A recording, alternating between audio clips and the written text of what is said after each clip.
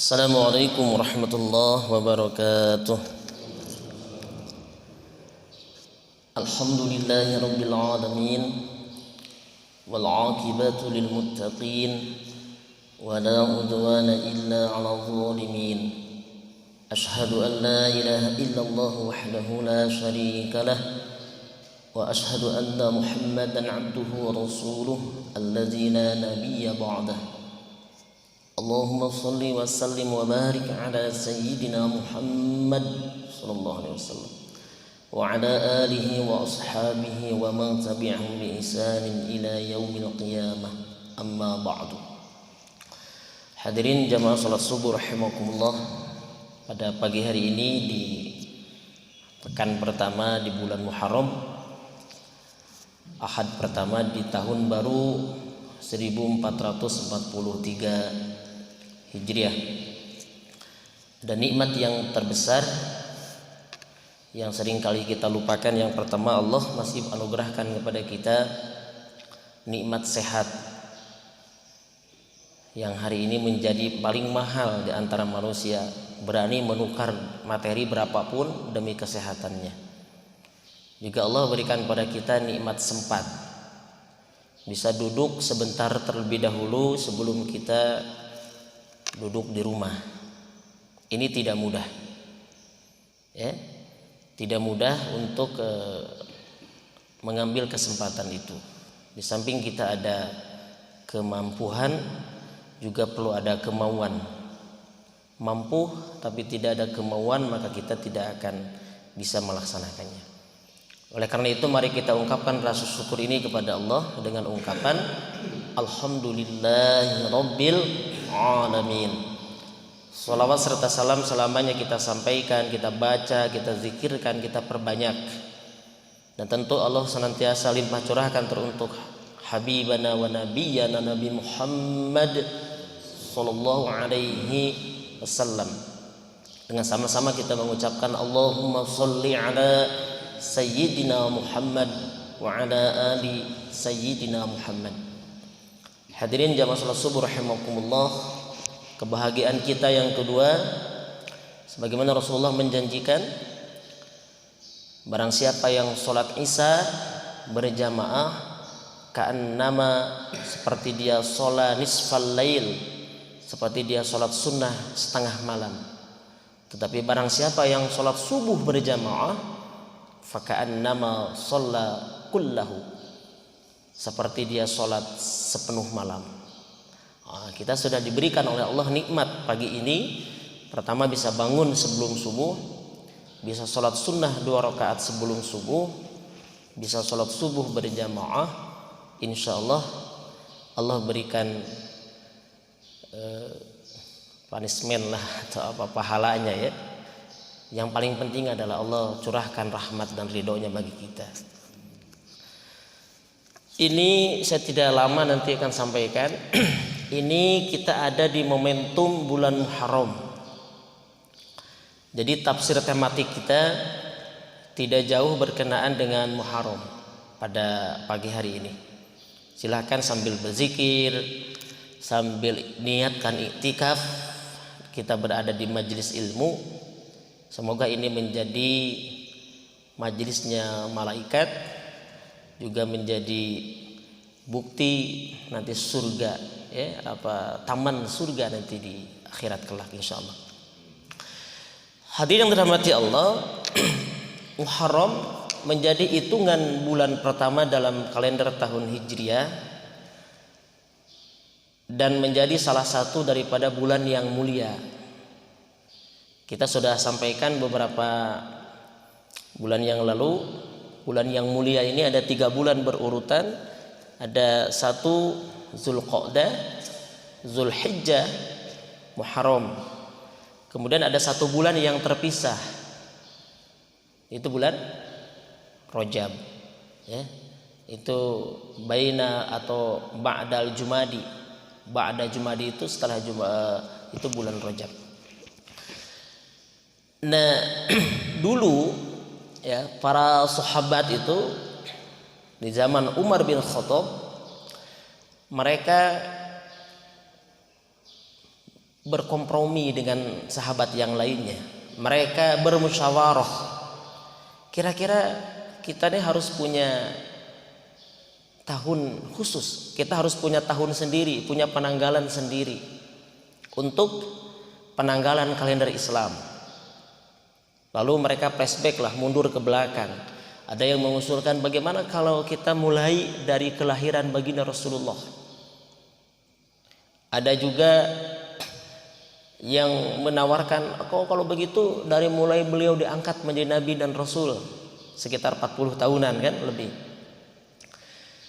Kelahiran baginda Rasulullah SAW memang sesuatu yang besar ya. Dalam peringatan Maulid misalkan sudah kita bahas, memang peristiwa besar pada waktu itu, tetapi kan belum memberikan perubahan yang penting bagi pergerakan Islam. Atau awal diangkatnya baginda Rasulullah Nabi Muhammad SAW menjadi nabi dan rasul juga belum memberikan perubahan yang meluas karena baru diangkat. Nah, oleh karena itu, itulah kenapa Umar bin Khattab mengusulkan ya, sekaligus memberikan usulan. Umar bin Khattab memberikan usulan, kita awali saja dari sejak beliau hijrah atau tahun hijrah, kurang lebih kira-kira tahun 13 kenabian. Kan 13 tahun di Mekah kan? Ini sedikitlah kita mengulang kembali apa yang pernah kita apa yang pernah kita tahu. Tahun ke-13 kenabian. Nah, tentu para ahli sejarah dalam hal ini, para ahli tafsir, coba mereka saya kira bukan menduga-duga ya, mengambil satu makna kenapa Umar bin Khattab, tentu tidak ujug-ujug, ada alasan yang kuat, ada makna yang dalam. Beliau menetapkannya itu diawali sejak tahun hijrah atau ketika Nabi Muhammad hijrah ke Madinah, dari Mekah ke Madinah. Karena akibat atau dampak, atau kalau dikatakan dampak ya, penyebab dari hijrah itu ya, disebabkan hijrah itu luar biasa, pengaruhnya sangat besar. Bagaimana beliau hanya 10 tahun di Madinah tapi memberikan dampak yang luar biasa untuk penyebaran Islam, bahkan melakukan peperangan besar berkali-kali. Ada perang Uhud, ada perang Badar. Perang Badar itu tahun kedua ketika beliau hijrah, kurang lebih 1,5 tahun lah ya. Jadi kurang lebih 1,5 tahun beliau setelah hijrah ke Madinah, maka di situ perang Badar. Nah, hadirin jamaah salat subuh rahimakumullah.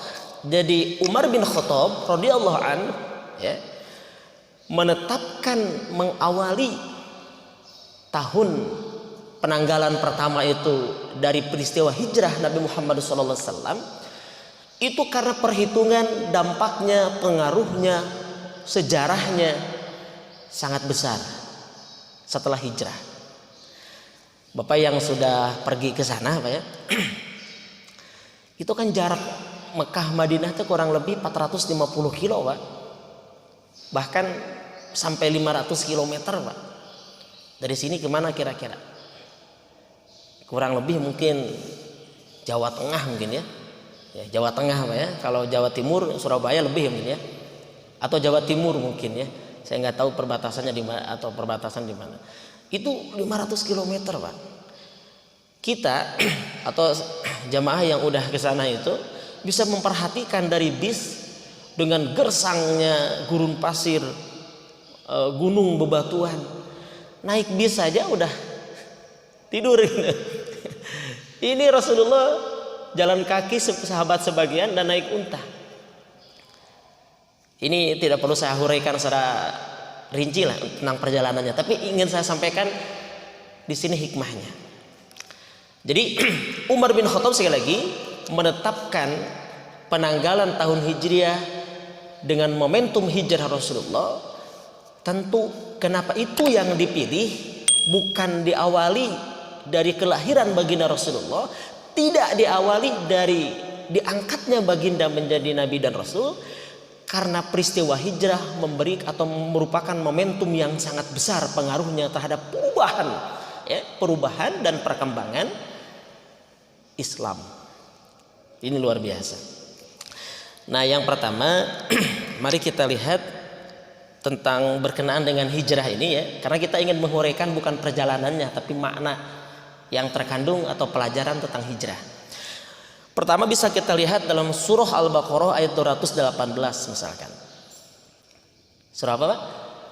Al-Baqarah ayat 218. Ini sudah populer, seringkali disampaikan oleh guru-guru kita, atau barangkali Bapak juga sering mendengar, ya, dari guru-guru yang lain. Innalladzina amanu walladzina hajaru fi sabilillah. Sesungguhnya orang-orang yang beriman dan orang-orang yang hijrah. Ini kata para ulama, ada pengulangan dua kali kalimah alladzina. Pertama innalladzina amanu, kemudian walladzina hajaru. Padahal secara bahasa innalladzina amanu wa hajaru itu sudah bisa dimaknai. Ini hampir sama dengan surah An-Nisa ayat 59 misalkan. Atiullaha wa atiur rasul. Ada dua kalimah atiu yang diulangi dua kali. Padahal secara makna, secara bahasa atiullaha wa rasul juga cukup. Itu bisa dimaknai. Nah, ini kata para ahli menunjukkan bahwa contoh atiullaha wa atiur rasul, bahwa ketaatan kepada Allah dan kepada Rasul satu paket, tidak bisa dipisahkan. Abdi mah Al-Quran wa Ustad, hadis mah moal ditampi, salah. Atau juga abdi mah hadis ya Ustad, Al-Quran moal diamalkan, juga salah. Ini kata para ahli. Sehingga kalimah atiullaha wa atiur rasul, ada dua kata atiu yang diulang. Sekali lagi, ya, ini sebagian nambah wawasan. Kata para ahli, ini memberikan makna bahwa ketaatan kepada Allah dan ketaatan kepada Rasul adalah satu paket, tidak bisa dipisahkan. Makanya dalam literatur ataupun dalam ilmu-ilmu fikih misalkan atau usul fikih, ulama itu ada yang membagi sumber hukum Islam itu yang pertama Quran, yang kedua sunnah. Ada juga yang pertama itu Quran dan sunnah menjadi satu paket. Baru yang kedua misalkan ijma, ya, kias, kemudian ada ijtihad, syar umam qoblana, ada istihsan, istishab, istihsan dan lain-lain sampai ada 9 misalkan. Tapi juga ada yang terkenal itu sumber hukum yang pertama itu Quran dan sunnah, tidak dipisah. Nah, ini juga ayat yang barusan, innalladzina amanu, sesungguhnya orang-orang yang beriman, walladzina hajaru, dan orang yang hijrah. Ini sangat erat kaitannya dengan pelaksanaan hijrah secara maknawi maupun dulu secara hakiki. Karena antara keimanan seseorang, nah ini, keimanan dalam jiwa seseorang dengan pelaksanaan hijrah itu tidak mungkin terpisahkan. Bisa dipahami, Pak, ya? Hijrahnya tidak hanya hijrah secara maknawi, secara hakiki bahwa Rasulullah melakukan perpindahan secara tempat atau makani. Nanti kita huraikan. Jadi antara keimanan, ya, keimanan seseorang dengan pelaksanaan hijrah itu tidak bisa dipisahkan. Jadi hijrah pasti orang yang beriman. Orang yang beriman dia akan mampu melakukan perbuatan hijrah. Tapi hijrahnya nanti secara maknawi kita huraikan. Hadirin jamaah salat subuh rahimakumullah. Sesungguhnya orang-orang yang beriman dan orang-orang yang hijrah fi sabilillah. Hijrahnya digarisbawahi, dijelaskan fi sabilillah, di jalan Allah. Ulaika yarjuna rahmatullah, atau mereka itu adalah yang mengharapkan rahmat Allah, dan Allah Maha Pengampun lagi Maha Penyayang. Kalau saya salah lihat Al-Baqarah 218, ya. Nah, hijrah itu akar katanya hajaro, ya. Dia memiliki namanya itu, akar katanya itu, asal katanya apa? Hajaro. Apa artinya? Berpindah, Berpindah dari apa? Para ulama membuat sebuah penafsiran. Berpindahnya itu pertama bisa berpindah tempat, yang kedua berpindah keadaan, atau berpindah sifat. Itu saya katakan tadi bahwa hijrah itu bisa dimaknai secara hakiki, hijrah makani. Rasulullah melakukannya dari mana? Makkah ke Madinah. Atau juga sekarang kan kita tidak melakukan lagi hijrah secara makani itu, secara tempat. Meskipun iya Bapak kan semua pendatang. Saya dari Subang misalkan, Kang Edi dari Subang, Pak Ustadz Nuh dari Subang, Pak Aris dari Sulawesi misalkan, keturunannya. Secara tempat ya, tapi kan tidak meniatkan dulu hijrah dalam pondasi iman. Tujuan hijrah untuk menjadi lebih baik dalam keimanan kan mungkin dulu awalnya ekonomi kan untuk bekerja awalnya kan begitu, atau kebetulan dapat jodohnya orang Bandung gitu, sehingga kata apa yang dapat jodoh orang Bandung itu bisa menaklukkan Bandung katanya kan gitu. Nah hadirin yang dirahmati Allah, itu hijrah ya. Oleh karena itu dalam Al-Quran kata para ulama ahli tafsir, mereka mencoba mengklasifikasikan kata hijrah atau kalimat hijrah kurang lebih ada 31 dalam Al-Quran digunakan penggunaan kalimat hijrah, dan rata-rata penggunaan kalimat hijrah itu berkenaan dengan upaya pindah, berubah baik dari keadaan ataupun sifat, atau meninggalkan dari yang buruk menuju kepada perkara yang lebih baik. Ini coba kita lihat. Misalkan ya, ada perintah meninggalkan keburukan atau kemaksiatan. Itu menggunakan kata hajaro, akar kata hajaro. Bentuknya bisa saja hajaro atau hijrah atau hujur misalkan, atau wahjuru misalkan. Pokoknya akar katanya sama. Mengambil dari akar kata hajaro. Contoh yang pertama digunakan ketika perintah meninggalkan keburukan atau kemaksiatan. Ini bisa kita lihat dalam surah Al-Mudaththir. Al-Mudaththir ayat berapa? Ayat 5. Warudza apa Pak Ustaz? Warudza fahjur kan hajaro gitu akar katanya ya. Pak Ustaz Anwar ya. Jadi ada fahjur kan di situ. Akar katanya sama, hajaro kan? Fahjur gitu. Nah, ini perintah untuk meninggalkan keburukan atau kemaksiatan. Jadi rata-rata penggunaan kata hijrah itu atau yang diambil dari akar kata hajaro, sekali lagi saya tegaskan, rata-rata itu menunjukkan kepada perpindahan keadaan, sifat, ataupun tempat, ataupun perintah untuk meninggalkan. Yang kedua, ada juga berpaling dari istri yang tidak patuh. Kita kan dianjurkan untuk berpaling daripada istri yang tidak patuh. Sudah diomongin anger wae calutah ka suami teh. Ya. Sudah dinasehatin calutah keneh wae misalkan.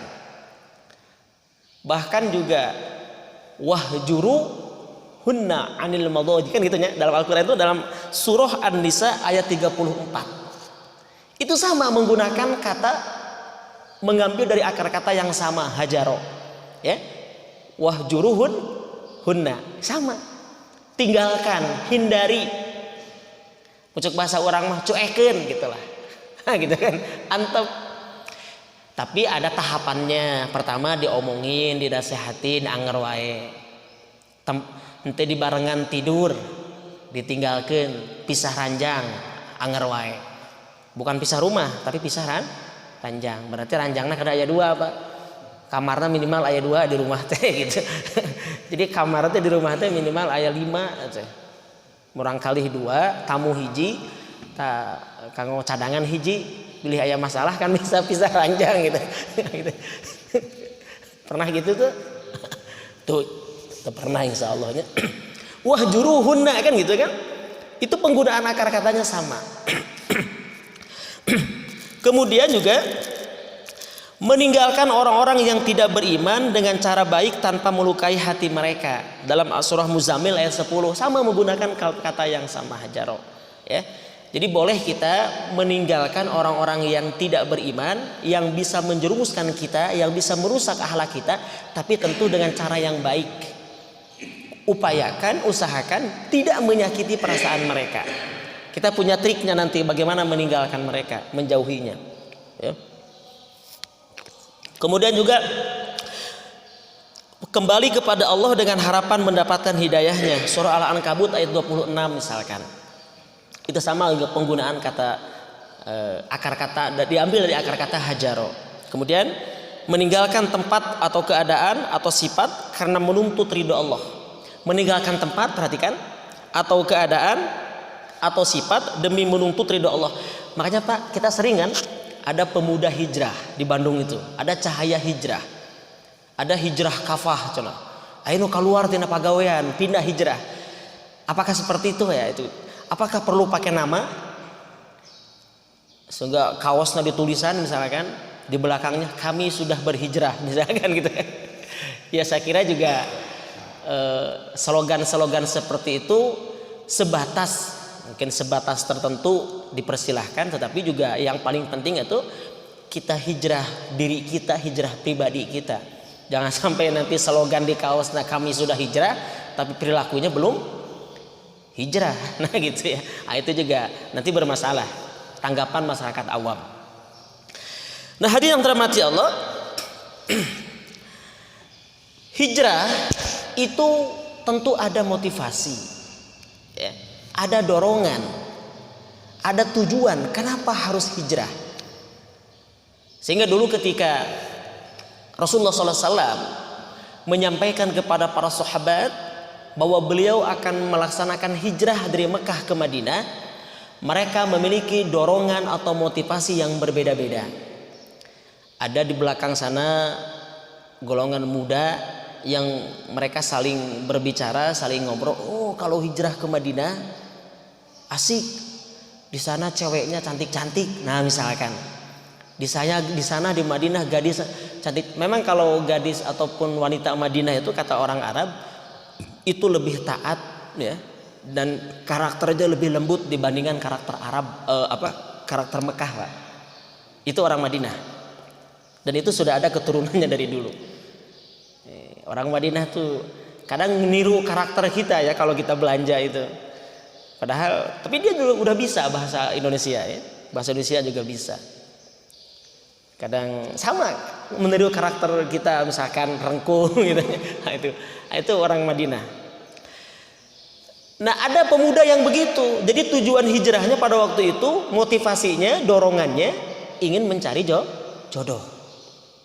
Ada juga yang biasa berdagang di Madinah, di Mekah, mereka biasa orang yang jual beli. Wah mereka saling ngobrol. Oh kita kalau hijrah ke Madinah, jualan di Madinah, dagang di Madinah, untungnya gede, untungnya bisa besar. Maka Rasulullah SAW mendengar ungkapan-ungkapan ataupun mendengar motivasi itu, dorongan-dorongan itu, beliau menyampaikan kepada sahabat, innamal a'malu binniyat. Ini sebagai dalam istilah ilmu hadis kata para ulama, inilah yang disebut sebagai asbabul wurud, sebab-sebabnya beliau mengeluarkan hadis. Jadi tidak ujung-ujung. Ada yang kebanyakan itu yang ada sebab. Kenapa beliau menyampaikan hadis ini? Oh ada sahabat yang begitu. Maka Rasulullah innamal a'malu binniyat, hanyalah. Nah sesungguhnya innama itu kan adatul hasr ya.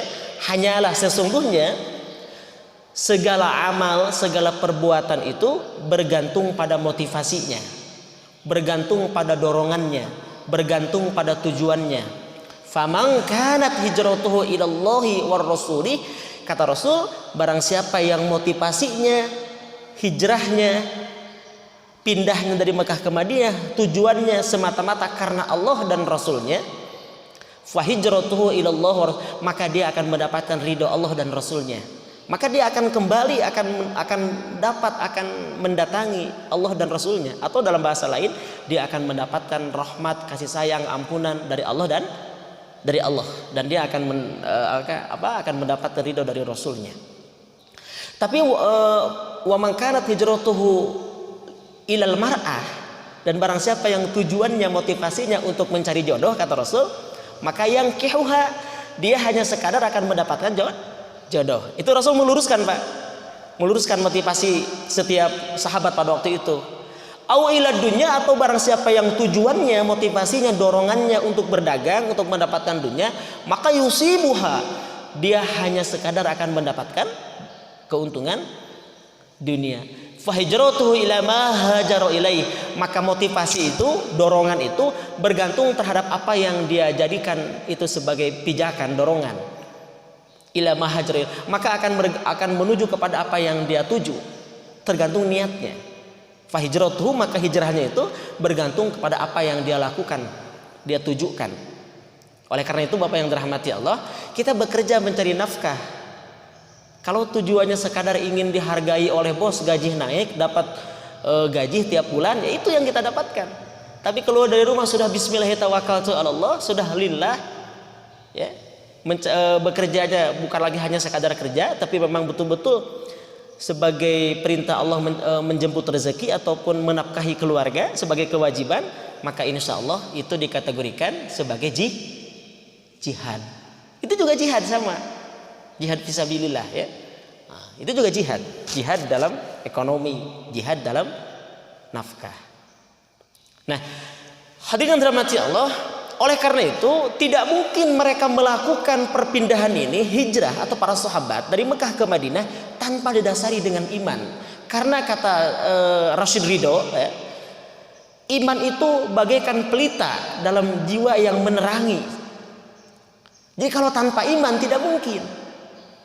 Kebayang Pak, harus pindah sejauh Mekah Madinah, meninggalkan keluarga, kan tidak semua keluarga yang dibawa, meninggalkan pekerjaan, meninggalkan rumah, meninggalkan tanah, meninggalkan kebun.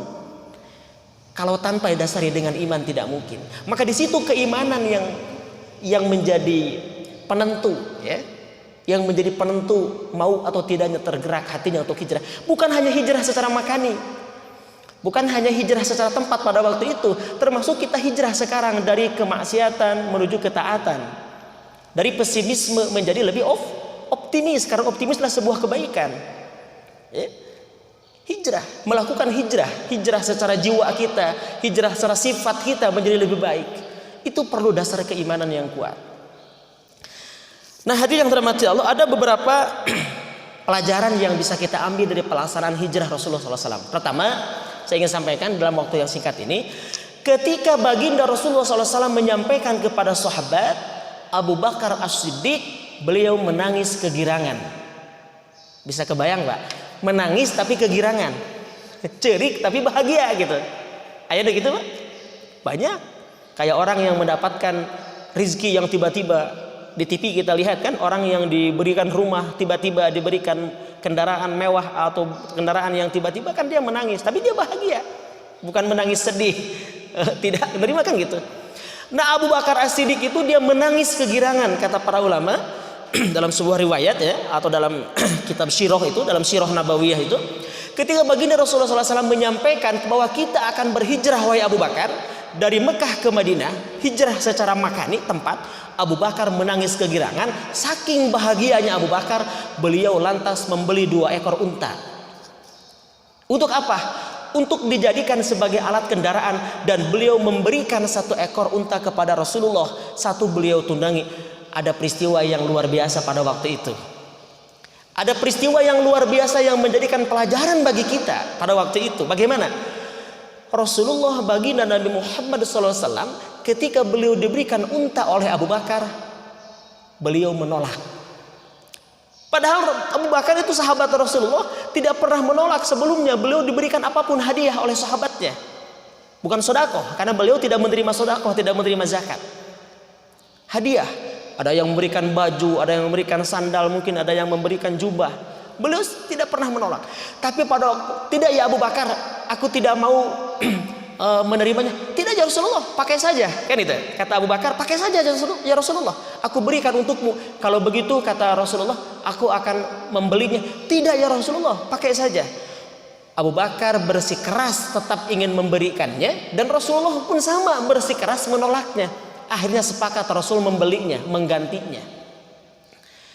Kata para ulama ahli tafsir, ada pelajaran apa yang hendak kita ambil dari sikap yang terjadi antara sikap Abu Bakar dengan sikap Rasulullah ketika Rasulullah menyampaikan hijrah, mengajak hijrah kepada Abu Bakar, dan Rasul luar biasanya menolak bantuan pemberian dari Abu Bakar.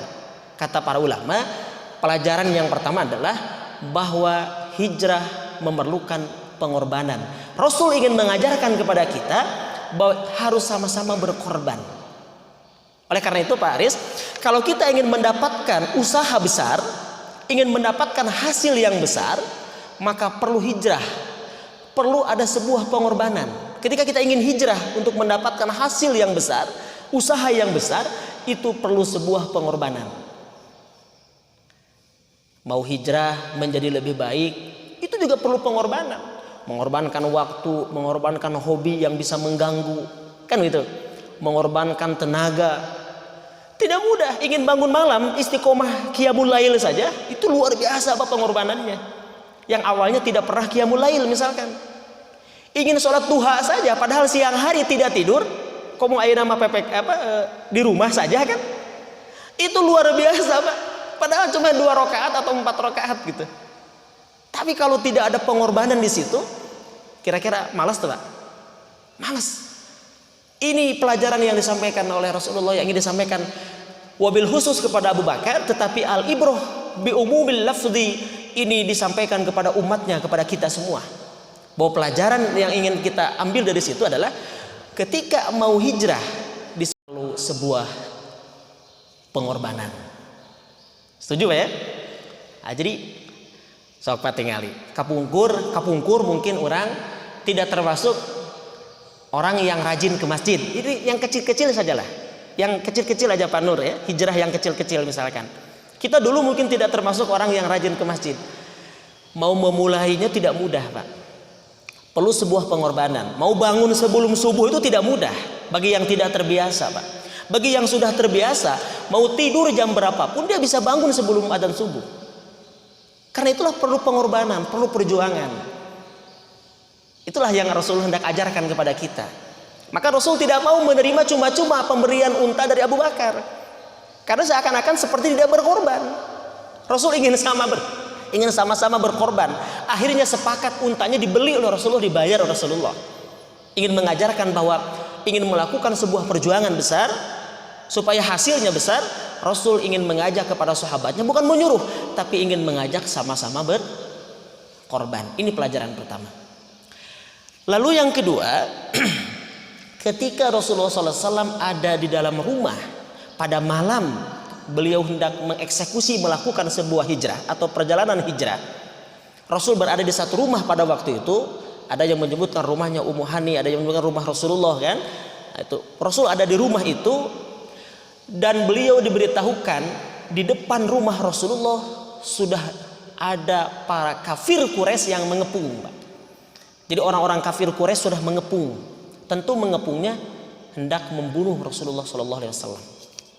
Bukan mengepung sekadar mengepung Pak. Jadi mau membunuh Rasulullah. Nah luar biasanya ketika itu Rasulullah SAW dia keluar rumah di pagi hari dan orang-orang kafir sedang tertidur lelap, dan beliau menugaskan kepada keponakannya Ali bin Abi Thalib untuk menggantikan tempat tidurnya sekaligus menggunakan selimut yang biasa digunakan Rasulullah SAW. Pertanyaannya apakah Ali sanggup? Sanggup. Padahal ancamannya ataupun resikonya nyawa.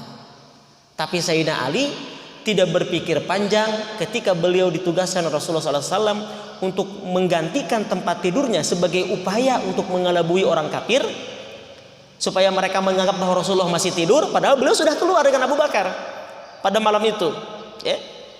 Bahkan dengan Abdullah bin Jahsi ya, ada juga yang menemani. Itu beliau sudah keluar dari rumah dengan Abu Bakar As-Siddiq. Tapi Ali menggantikan tempat tidur Rasulullah, berselimut-selimut yang digunakan Rasulullah. Ali tidak pernah menolak dan tidak banyak membantah, begitu disuruh iya. Pelajaran apa yang hendak kita terima? Kata para ulama, ini tentang makna hidup, Pak. Tentang makna hidup. Bahwa hidup itu, hakikat daripada hidup, ini perhatikan, hakikat daripada hidup itu kata para ulama adalah harus kesinambungan kebahagiaan dunia dan akhirat. Ali di situ memahami bahwa hidup di dunia ini tidak seberapa, bahwa hidup di dunia ini adalah sementara. Karena Allah menyebutkan dalam Al-Quran, misalkan dalam surah Ali Imran ya 169, ada orang yang secara medis ya, dia sudah dikategorikan mati. Karena ukuran medis kan wafat itu berhentinya detakan jantung atau dia sudah tidak bernafas, Pak. Kan gitu Pak Aris, ada tips katanya bagaimana supaya panjang umur, satu aja tipsnya. Jangan pernah berhenti bernafas sama Pak Aris. Jadi kalau ingin panjang umur, satu tipsnya tuh, jangan pernah berhenti bernafas. Atau juga kalau mau sehat, Pak, ya, supaya tidak pernah sakit, satu tipsnya apa? Supaya terus sehat, jangan pernah sakit, kan begitu. Nah, secara medis dia sudah meninggal, tidak bernafas dan jantungnya atau detak jantung sudah berhenti. Tapi dalam Al-Quran Allah menyebutkan wala tahsabannal ladzina, jangan kau mengira kan, alladzina qutilu fi sabilillahi amwata, orang-orang yang wafat berada di jalan Allah, orang-orang yang terbunuh berada di jalan Allah, jangan kau sangka, jangan kau kira mereka sudah wafat. Padahal kan secara medis sudah wafat. Inilah yang dikategorikan bahwa dalam Al-Quran ada orang yang secara medis dikategorikan sudah wafat, tetapi menurut Al-Quran dia belum wafat. Apa kata Allah? Kita bisa lihat ayat berikutnya, bal ahya'un 'inda rabbihim yurzaqun, tetapi bahkan mereka itu masih hidup dan mereka diberikan rizki di sisi Allah. Sehingga wajar Pak, orang-orang yang syahid oleh orang-orang tertentu yang diyakini, atau di Palestina, dia wafatnya tersenyum kan, jasadnya tidak busuk. Saya dapat informasi sejarah Pak, ini bukan lama, baru ketika pemakaman Uhud Pak tergerus banjir pada waktu itu, beberapa tahun yang lalu Pak, itu tergerus banjir. Konon katanya ada makam sahabat Hamzah itu ya, itu pamannya Rasulullah, dia terangkat tanahnya itu kan, zaman dulu mungkin memakamkan tidak terlalu dalam Pak ya, itu tanahnya tergerus banjir, Masya Allah Pak. Ini kisah nyata Pak. Darahnya masih segar, yang nempel di badannya itu semua itu sama aja seperti ketika mereka dikuburkan, sama seperti ketika mereka dikuburkan, masih utuh jasadnya, darahnya masih segar. Sehingga inilah sebagai bukti bahwa kata Al-Quran bal ahya'un, tetapi mereka hidup, 'inda rabbihim yurzaqun, di sisi Tuhan mereka diberikan rizki, mereka dirizkian. Inilah tentang makna hidup. Jadi makna hidup yang hakiki itu dalam pandangan agama adalah hidup itu harus kesinambungan, harus berkesinambungan antara kebahagiaan dunia sampai akhirat. Jadi yang kita cari Pak, dunia ini sebagai majro'atun lil akhirah, sebagai jembatan, sebagai ladang, sebagai upaya untuk menuju kehidupan yang lebih lama ada di akhirat. Itu orang yang beriman. Itu pandangan agama, bahwa kehidupan hidup itu harus berkesinambungan. Jadi tidak hanya dunia unggul, tidak. Tapi kita bagi orang yang beriman, hidup di dunia ini sebagai upaya, sebagai cara, atau sebagai kesempatan untuk menggapai kebahagiaan kehidupan yang lebih lama. Di mana? Di akhirat. Itu yang pertama. Jadi makna pelajaran yang kedua dari hijrah ini apa? Tentang makna hidup yang dicontohkan, yang diberikan gambarannya, pelajarannya oleh Sayyidina Ali. Ketika itu dia berani mengorbankan jiwa dan nyawanya, tidak protes ketika Rasulullah menyuruh menggantikan tempat tidurnya. Dan sebaliknya dalam Al-Quran ada orang-orang secara medis dia masih hidup, secara medis dia bernafas, tetapi oleh Al-Quran dikategorikan orang yang sudah mati. Siapa dia? Orang-orang yang kafir. Orang kafir. Orang yang tidak menerima kebenaran Allah, tidak menerima kebenaran yang Allah sampaikan, tidak menerima kebenaran yang Allah turunkan sebagai Al-Quran. Orang-orang kafir itu dalam Al-Quran dikategorikan dia itu hidup secara medis, tetapi dikategorikan seperti orang yang sudah mati. Ya mungkin kita bisa pahami mati hatinya karena menutup kebenaran itu, mati akalnya karena menutup kebenaran itu. Meskipun secara medis masih bernyawa, detak jantungnya masih berdetak, mulutnya masih bernapas paru-parunya, tetapi dia dikategorikan orang yang sudah mati. Kita tinggal pilih yang mana, Pak. Gitu. Apakah mau orang yang dikategorikan mati tapi tetap masih hidup di sisi Allah, atau sudah masih hidup di dunia tapi sudah disebut mati. Nauzubillahi min dzalik ya.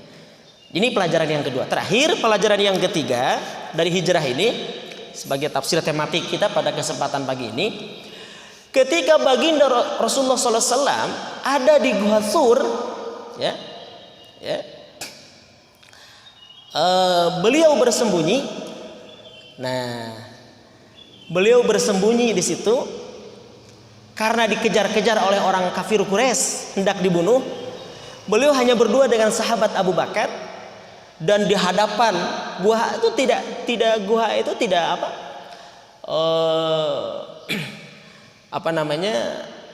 dalam, Pak.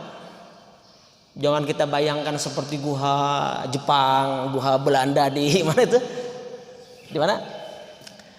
Tahura, ya. Itu hanya bongkahan batu numpuk gitu ya. Lalu ada lolongkang ke dalam sedikit, itu paling 1 meter lah, 1,5 meter gitu juga tidak sampai. Itu orang kafir Quraisy sudah ada di hadapan dengan menghunus pedang mau pedang. Ketika berada di gua itu, yang ketakutan adalah Abu Bakar As-Siddiq. Abu Bakar As-Siddiq menggigil ketakutan manusiawi, Pak. Dia takut, mungkin bukan takut mati, tapi takut baginda Rasulullah terbunuh sehingga Islam tidak sampai ke Madinah. Dia takut agama ini hilang karena belum selesai gitu. Tapi pada waktu itu Rasulullah SAW menenangkan Abu Bakar As-Siddiq. Dalam sebuah riwayat ya, dalam Sirah Nabawiyah, Rasulullah menenangkan Abu Bakar As-Siddiq, "Ya Abu Bakar, wahai Abu Bakar, la takhaf wa la tahzan." Jangan khawatir, jangan takut, jangan bersedih. Innallaha ma'ana. Sesungguhnya Allah bersama kami. Kata siapa? Kata Rasulullah. Rasulullah ingin berupaya menenangkan sikap Abu Bakar yang ketakutan dan bersedih pada waktu itu. Jadi siapa yang menenangkan? Rasulullah. Tetapi ada 2 peristiwa yang berbeda ketika mereka sudah sampai ke Madinah. 1,5 tahun kemudian terjadi perang Badar. 1,5 tahun kemudian di tahun kedua hijrah, ya, tahun kedua hijrah setelah Rasul hijrah ke Madinah, terjadi perang Badar. Rasulullah pada waktu itu merasa khawatir dan gundah gelisah, Pak. Takut perangnya kalah. Tetapi Abu Bakar yang menenangkan sebaliknya. "Ya Rasulullah, la takhaf wa la tahzan." Jangan takut, jangan khawatir. Apa makna pelajaran yang hendak kita ambil dari 2 peristiwa yang berbeda ini, yang dilakukan oleh 2 orang yang sama, tapi peristiwa yang berbeda? Pertama, pelajarannya itu tentang tawakal dan usaha. Ada kalanya kapan dan di mana kita hanya tawakal saja. Ada kalanya kapan dan di mana kita tidak cukup tawakal saja, harus usaha yang maksimal baru kita tawakal. Kenapa demikian? Ketika baginda Rasulullah SAW di Gua Thur dan Abu Bakar pada waktu itu ketakutan karena di hadapan sudah ada kafir Quraisy yang menghunus pedang ingin membunuh mereka, tapi Rasulullah tidak ada rasa takut dan khawatir sedikit pun. Mengapa? Karena pada waktu itu Rasulullah hanya bertawakal kepada Allah. Perintah untuk hijrah, ayatnya atau perintahnya tidak lama. Hanya beberapa hari setelah itu, beberapa waktu setelah itu, Rasulullah harus langsung melakukan peristiwa hijrah. Jadi tidak memerlukan, bahkan juga tidak melakukan, maksud saya, usaha yang maksimal Rasulullah. Langsung saja ketika Allah memerintahkan, secara tiba-tiba Rasul langsung melakukannya, tanpa melakukan ikhtiar yang maksimal, tanpa melakukan usaha. Di situ yang Rasul lakukan hanya tawakal saja. Dan beliau sangat yakin karena hijrah adalah perintah Allah, Allah pasti menjaganya. Sehingga pada waktu itu Rasulullah berperan yang menenangkan Abu Bakar As-Siddiq. Ini berbeda 360 derajat ya, ketika berada di Madinah hendak perang Badar, karena Rasulullah diperintahkan sebelumnya, jauh-jauh hari sudah diperintahkan oleh Allah. Kita lihat dalam surah Al-Anfal misalkan. Dalam surah Al-Anfal Rasulullah diperintahkan untuk mempersiapkan diri oleh Allah. Wa'iddu lahum mastata'tum. Hendaklah wahai para sahabat, wahai kalian atau Rasulullah dan para sahabat, hendaklah kalian mempersiapkan sekuat tenaga. Rasul khawatir usahanya, persiapannya tidak maksimal. Rasul khawatir. Dan jumlah sahabat pada waktu itu jauh lebih sedikit dibandingkan orang kafir pada waktu itu.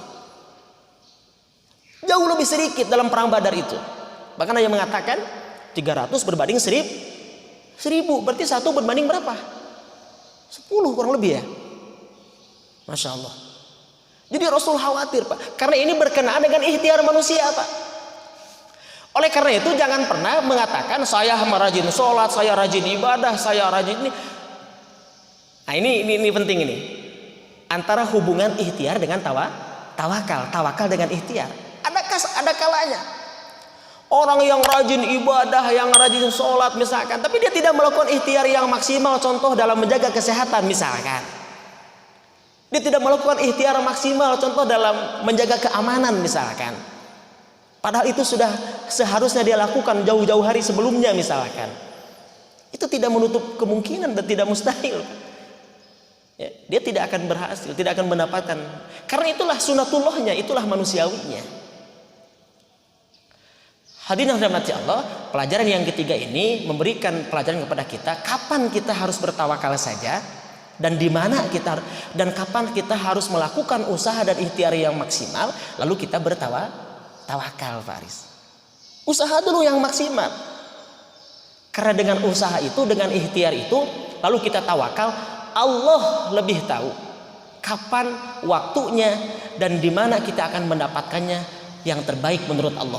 Pelajaran ini bisa kita lihat dalam pelaksanaan sa'i, Pak.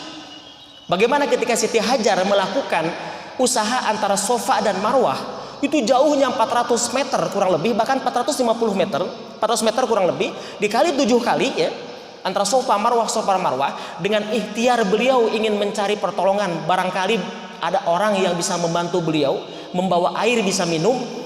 Tapi kan Hajar tidak menemukan air di Bukit Safa dan Marwah. Hajar hanya melakukan ikhtiar yang maksimal.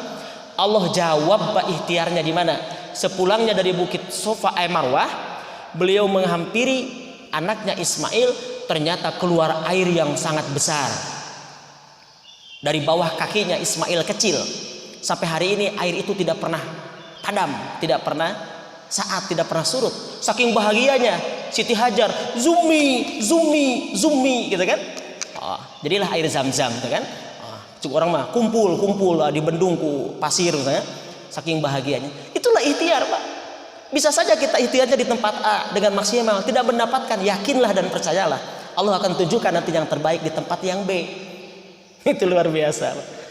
Sehingga dalam surah At-Taubah itu kita diberikan pelajaran oleh Allah, wa qul i'malu fasayarallahu amalakum wa rasuluhu wal mu'minun. Maka kata Allah, berikhtiarlah, bekerjalah, maka Allah akan menilai nanti Rasulnya dan orang yang beriman. Oleh karena itu pelajaran yang ketiga ini tentang tawakal dan usaha. Atau usaha ini atau ikhtiar ini dalam bahasa lain juga takwa. Ya, takwa.